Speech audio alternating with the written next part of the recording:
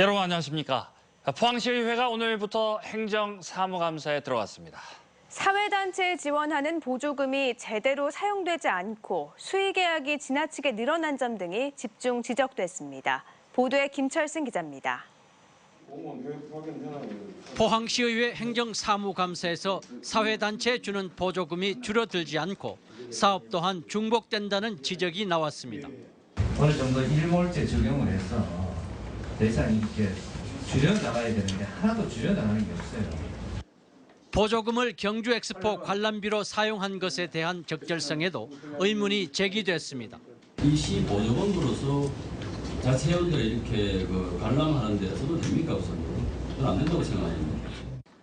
포항시는 지원 근거에 따라 지급했지만 적절성은 다시 확인하겠다고 밝혔습니다. 어디 기부한다든지 하는 이런 것도 안 되고 한데 거기 세부적으로 하나하나 하는 거는 제가 다시 검토하겠습니다. 수의 계약이 급증한 것에 대해서도 따끔한 질책이 이어졌습니다. 연초에 이런 계획을 하셔서 입찰 볼 건 입찰 보고 긴급 사항은 수의 계약하고 그렇게 하면 어떻겠습니까? 포항시는 긴급 공사가 많았다고 해명했습니다. 저희들도 가급적이면 입찰을 해가지고 예산도 아끼고 그런 방향을 하도록 하겠습니다. 또 상수도 검침원의 실수로 25배의 요금 폭탄이 있었다며 자가 검침과 원격 검침 활성화에 대한 주문도 이어졌습니다. 포항시의회 행정사무감사는 이번 주 금요일까지 계속됩니다. MBC 뉴스 김철승입니다.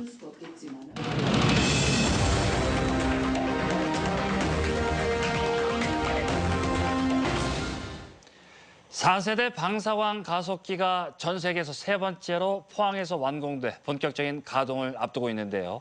과연 어떤 성능을 가진 장치이길래 전 세계가 이 고성능 가속기를 가지기 위해 경쟁하고 있는지 이규설 기자가 집중 취재했습니다. 너무 밝아서 맨눈으로 쳐다볼 수 없는 태양. 우주선을 닮은 3세대 방사광 가속기는 태양보다 1억 배 밝은 빛을 냅니다.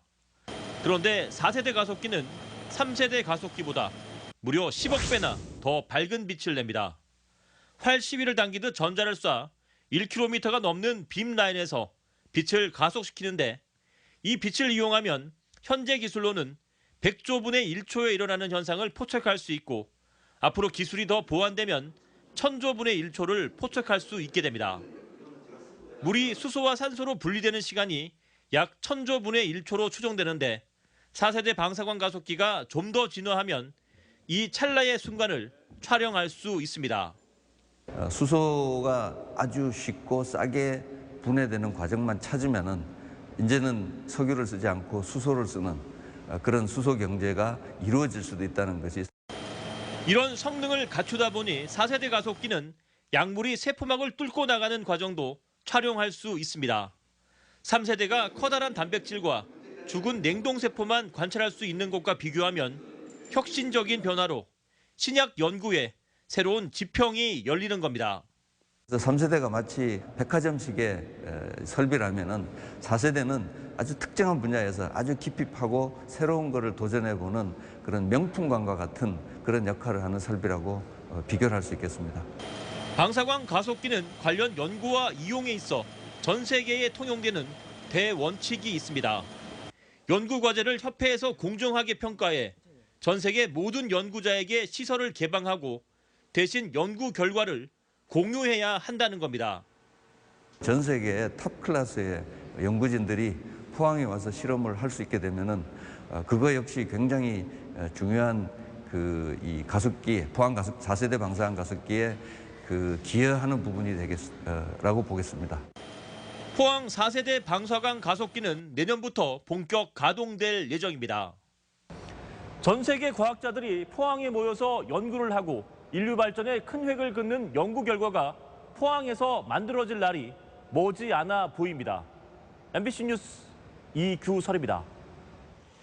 포항 설림병원 회생안이 법원으로부터 인가를 받아 정상화의 속도를 내게 됐습니다. 대구지방법원 제1파산부는 오늘 열린 관계인 집회에서 회생 담보권 92%와 회생 채권 67%의 동의를 받아 회생 절차를 인가했습니다. 이에 따라 포항 설림병원은 경상북도에 의료기관 개설 허가 변경 신청을 하는 등 법적 과정을 거쳐 이르면 7, 8월쯤 인수를 결정한 부산의 은성의료재단을 통해 본격적인 운영에 들어갈 것으로 보입니다. 천혜의 섬 울릉도와 독도 해역에도 해조류가 사라지고 사막화되는 갯녹음 현상이 확산되는 것으로 확인됐습니다. 울릉군이 해적 생물을 잡아내고 바다 목장화 사업을 추진하고 있지만 해양 생태계 복원을 위한 근본적인 대책이 시급합니다. 임재국 기자가 보도합니다. 울릉도의 관문인 도동항입니다. 항내 바닷속에 들어가자 회사한 조개류가 널려 있습니다. 성게와 불가사리가 늘어나면서 해조류는 많이 보이지 않고 곳곳에서 각종 폐기물이 발견됩니다. 독도 일부 해역에도 갯녹음이 진행돼 해양 생태계를 위협하고 있습니다. 울릉군과 포스코 봉사단은 지난 사흘 동안 울릉도와 독도 해역에서 성게와 불가사리 800kg과 폐타이어 등 각종 쓰레기를 걷어냈습니다. 해양 생태계 보호를 위해서 우리들이 해저에 있는 생활 쓰레기라든지 해초를 잡아먹는 불가사리, 성게 이런 거를 구제함으로써 성게나 불가사리를 잡아내 주셔가지고 우리 갯녹음도 방지가 되고 앞으로 바다숲 조성에 큰 도움이 될 거로 생각합니다. 해양수산부가 조사한 결과 동해 연안의 전체 한반 61%가 바다 사막으로 변했고 울릉도 해역도 25% 이상 갯녹음 현상이 퍼졌습니다. 해양 환경이 악화되자 울릉군은 내년까지 북면 현포리에 바다 목장 조성 사업을 추진하고 인공어초 투하 등 다양한 대책에 나섰습니다. 갯녹음 현상을 방지하기 위해서 해적 생물 구제 사업을 하고 독도 연안의 해저류용 숲 조성 인공어초 사업을 지금 검토를 하려고 합니다. 한편 포스코는 철강 부산물인 슬래그를 활용한 인공어초 38기를 울릉도에 설치하기로 했고 해양과학기술원도 독도 해역의 환경 변화와 해적 생물 번식을 억제하기 위해 지속적인 모니터링에 들어갔습니다. MBC 뉴스 임재욱입니다. 박승호 전 포항시장과 이모 지지자는 오늘 현역 지방의원 4-5명을 포함해 시민단체 관계자와 언론사 기자 2명 등 40여 명을 허위사실 유포와 명예훼손 혐의로 검찰에 고소 고발했다고 밝혔습니다. 박 전 시장은 오늘 기자회견을 갖고 4.13 총선 막바지에 불거진 포항 경제자유구역에 대한 악의적인 비방과 허위사실 유포로 모든 것을 잃었다며 이들은 8년 전 일이라 오래된 점과 담당 과장이 고인이 된 점, 그리고 고소해도 결과가 늦게 나오는 점 등을 교묘히 선거에 악용했다고 고소 이유를 밝혔습니다. 이에 따라 경제자유구역 선정 과정에서 박 전 시장이 영향력을 행사했는지 등의 사실 여부와 함께 박 전 시장에게 불리한 내용을 상대 캠프에서 조직적으로 전파했는지 여부 등이 검찰 조사 과정에서 밝혀질지 주목됩니다. 정부의 지방재정 개편안, 한마디로 재정이 넉넉한 지자체의 돈을 거두어 재정이 열악한 지자체에 나눠준다는 건데요. 잘 사는 지자체는 지방자치를 훼손하는 처사라며 단식 투쟁까지 벌이고 있고 살림이 어려운 지자체는 정부안을 지지하고 있습니다. 근본적인 문제 해결보다는 지자체 간의 갈등을 불러오고 있다는 지적입니다. 이정희 기자입니다. 행정자치부가 4월 처음 내놓은 지방재정 개편안은 광역시도가 시군에 나눠주는 조정교부금 배분 방식을 바꾸고 시군 몫인 법인 지방소득세는 50%를 도세로 거두어 열악한 지자체에 골고루 주겠다는 겁니다. 전국 지자체의 반발이 거세게 일자 최근 개편안을 다시 조정했습니다. 법인 지방소득세의 도세 전환은 지방세법 개정이 필요하기 때문에 없었던 일로 조정교부금 배분 방식은 당초 변경하려던 인구수 비율은 그대로 두고 재정력 비율은 10% 상향, 징수 실적은 그만큼 내리는 쪽으로 가닥을 잡고 있습니다. 정부 개편안대로라면 수천억 원대의 예산이 줄어드는 경기도 6개 지자체는 정부가 지방자치 자체를 훼손하고 있다며 삭발에 단식 농성까지 반발이 거셉니다.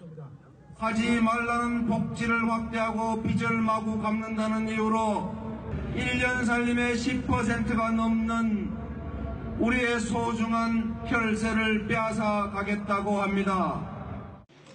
재정이 열악한 농촌 지자체는 정부 개편안을 지지하고 있습니다. 경북 9개 농촌 시장 군수들도 동참했습니다. 하지만 정부의 최종안대로 계산해봐도 더 받게 될 교부금은 재정이 가장 열악한 영양군도 18억 원 정도에 불과합니다.